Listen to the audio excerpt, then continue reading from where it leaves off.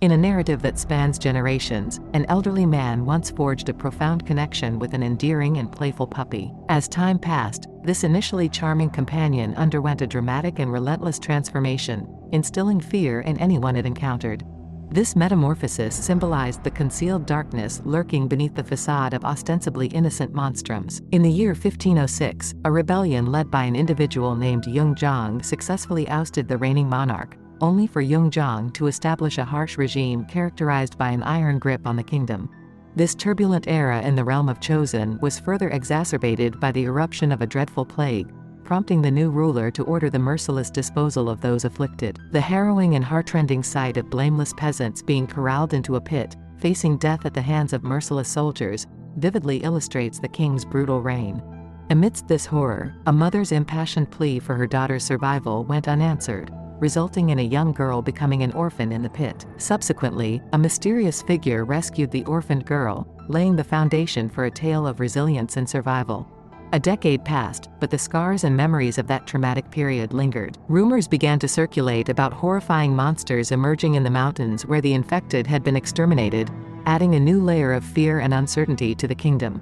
These monstrums posed a threat to the king's authority, compelling him to take drastic measures to address the growing panic. Meanwhile, a man named John, along with his companions and adopted daughter Myung, grappled daily with the challenges of procuring food in the forest.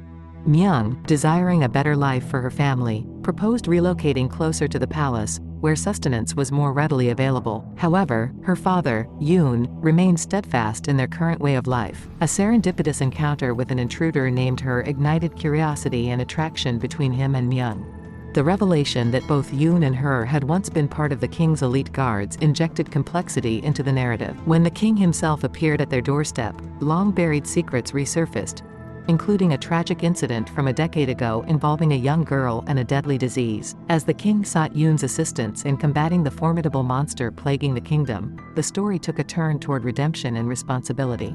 Yoon's decision to return to Hanyang marked a new chapter in his life, defined by a sense of duty. In parallel, local shamans endeavored to purge the land of the merciless monster through a ritual near a river, but their efforts were met with violence and tragedy. A young eyewitness to this horrifying event contributed to the escalating fear surrounding the monster, which had paralyzed the populace and led to widespread starvation. The Yoon family's homecoming to Hanyang unveiled a capital in disarray and a population barely clinging to life. Their involvement in investigating a gruesome crime scene near the river set the stage for uncovering the truth behind the monster's existence.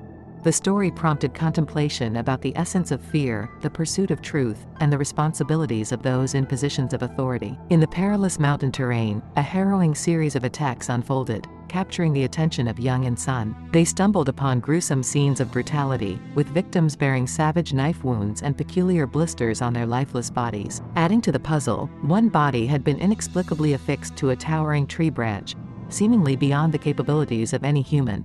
Yoon, resolute and unwavering, meticulously examined the corpses and relayed his findings to the king. Yoon asserted that these individuals had fallen prey to a human assailant deliberately emulating the savagery of a mythical monstrum.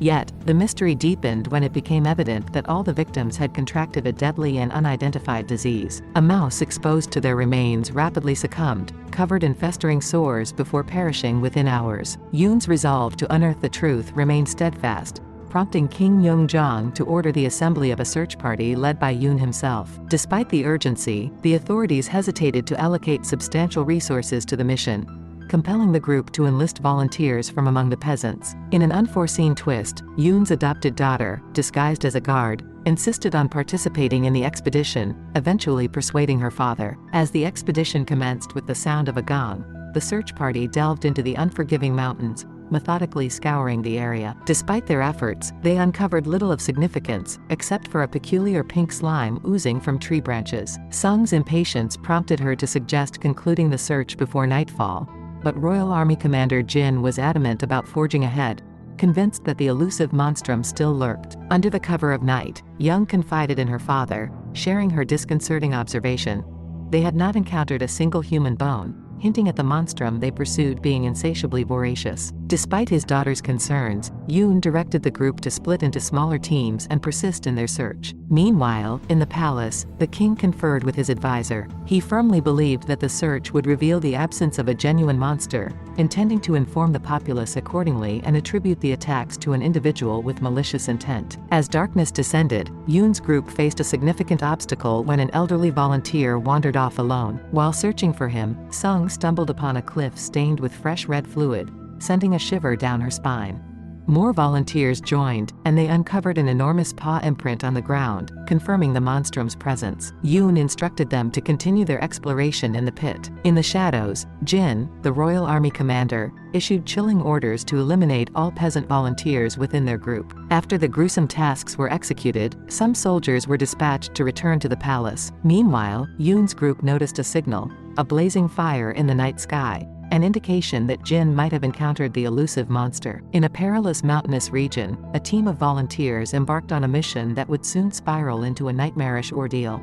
As they delved deeper into the rugged landscape, a sudden barrage of arrows descended upon them, signaling the onset of a brutal massacre instigated by Jin's soldiers. Defenseless peasants fell victim to merciless slaughter, and amidst the chaos, Her valiantly battled the guards, saving Myung from a deadly villain's blade. Only 4 main characters remained alive, encircled by dozens of guards. Nevertheless, an unexpected arrow posed a threat to Young, but Sun selflessly shielded him, sustaining a minor injury. Young, Sun, and Myung were captured by the soldiers, their hands and feet bound. Jin, the mastermind, revealed a shocking revelation. The monster they had been seeking had never existed. Instead, the kingdom's soldiers had been systematically eradicating peasants to instill fear. This revelation triggered Myung's memories of her tragic childhood, and she struggled to break free from her restraints. In a fit of rage, Jin heartlessly pushed Myung and her companions into a pit, believing their demise was imminent. However, their determination to survive prevailed as they clung to a rope. Infuriated, Yoon, Myung's father, vowed to avenge his daughter's oppressors but was ruthlessly struck down by Jin. Jin then ordered the guards to eliminate the remaining members of the search party, fabricating a monster attack. Her and Myung narrowly escaped the guards' arrows, but a surprising turn of events unfolded when a fearsome, festering monster emerged from the pit, dispatching the guards with ease. In a brief span of time, a horrifying monstrum drew dangerously close to a group of terrified individuals, launching an assault that resulted in their gruesome demise. While this monster engaged with the soldiers, Song and his companion managed to break free from their restraints and descended into a subterranean cavity. Fortunately, Myung and her had previously survived their encounter with this fearsome beast. They encountered the lifeless bodies of the monster's victims, bearing ghastly wounds. Yoon comprehended the urgent need to inform the king about this perilous monstrum before it reached the capital. However, the monstrum chose to retreat into its underground lair. Unexpectedly, the elderly man who had vanished earlier emerged from the cave. He instructed the group to coat themselves in the monstrum slime to conceal their scent and prevent illness. He extinguished all sources of light, urging everyone to remain silent, as the monstrum had limited vision but heightened senses of hearing and touch. The monstrum descended into the cavern, coming perilously close to Myung and her. Fortunately, the old man's strategy succeeded, and the monstrum did not detect them. It choked on the human flesh it had consumed and eventually succumbed to slumber. The group sought refuge in a nearby cavern, yet, in the nick of time, the monstrum detected Young's scent and pursued them. They sprinted through a winding passage, narrowly evading the monstrum's deadly maw, ultimately reaching a cliff and leaping into the water to escape. Meanwhile, Jin and a cohort of guards returned to the palace. Jin informed Prime Minister Sim that the monstrum was real. Astonishingly, it was revealed that Jin had orchestrated all the malevolent events, fabricating the existence of the monster to instill fear in people. He had manipulated the king's actions. Now that the monstrum was real, Sim fretted over potential public anger toward the government. Sim ordered the soldiers to set the city ablaze to quell any resistance. He aspired to assume the king's position while exploiting the populace's perception of the king as weak. Some members of the search party returned to the capital, displaying sores on their bodies, inciting panic about contagion. Soldiers began burning buildings with people still inside. Concurrently, the elderly man guided the group to a concealed passage leading to the palace. In the castle's basement, they discovered large cages. The elderly man disclosed that the former chosen ruler had harbored monsters in the castle due to his fondness for them. When Jungjong ascended the throne, he ordered the removal of all hazardous monsters. However, the elderly man had assisted his cherished monster in escaping through a secret passage. After feasting on a sick individual in the cavern, the monstrum transformed into a malevolent entity.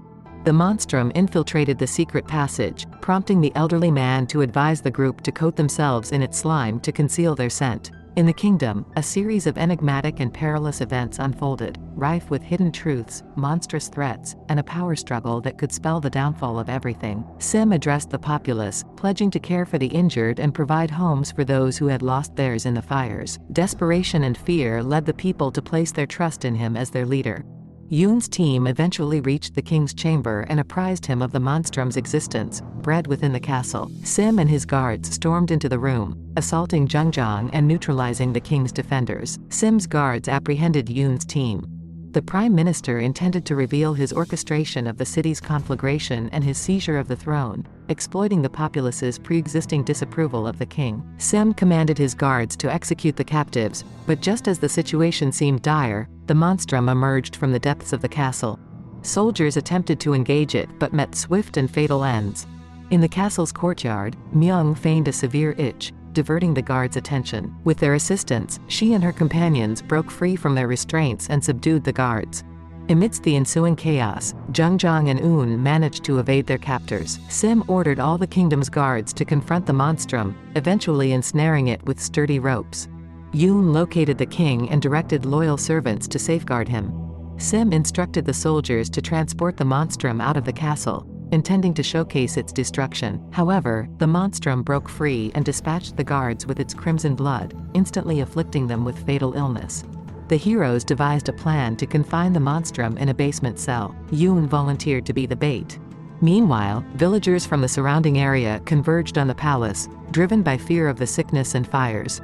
Myung informed them of the monstrum's existence and implored their assistance in barricading the route to the village. She also disclosed Sim's role in starting the fires and harming their loved ones. The people, incensed, pushed Sim into the castle to face the monstrum. Yoon used flares to attract the monstrum's attention. Song and her planted explosives in the basement. Jin, bearing swords, intervened to thwart them. A struggle ensued, with her ultimately thrusting a sword into Jin. However, Jin, undeterred, prevented her from removing the weapon. Myung entered the basement, drawing her bow on Jin, who used her as a shield. Myung inquired about Jin's actions during their initial encounter. Jin collapsed to the ground, and Yoon entered the basement, pursued by the monstrum. They ignited the explosives and ascended.